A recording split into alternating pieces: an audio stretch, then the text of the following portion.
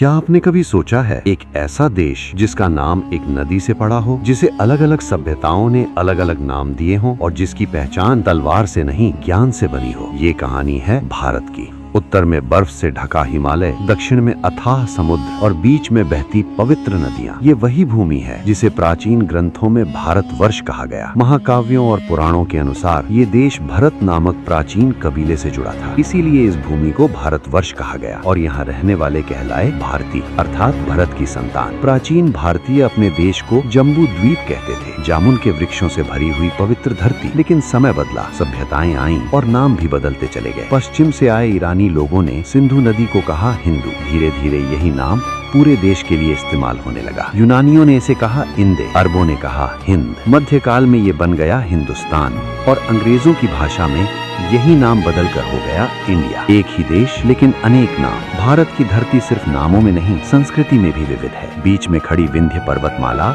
देश को उत्तर और दक्षिण में बांट देती है। उत्तर भारत में इंडो यूरोपीय भाषाएं बोली गईं और दक्षिण भारत में द्रविड़ भाषाओं ने जन्म लिया। भाषाएं अलग थीं, लेकिन भावना एक थी। भारत की जनसंख्या किसी एक नस्ल से नहीं बनी, ये बना है कई नस्लों के मेल से। प्रोटो ऑस्ट्रेलायड, पेलियो मेडिटेरेनियन, कॉकेशायड, नीग्रॉयड और मंगोलायड। इसीलिए भारत पूरी दुनिया जैसा दिखाई देता है। इतिहास को समझने के लिए भारत के इतिहास को 3 भागों में बांटा गया: प्राचीन भारत, मध्यकालीन भारत और आधुनिक भारत। अब बात करते हैं प्राचीन भारत की आत्मा की।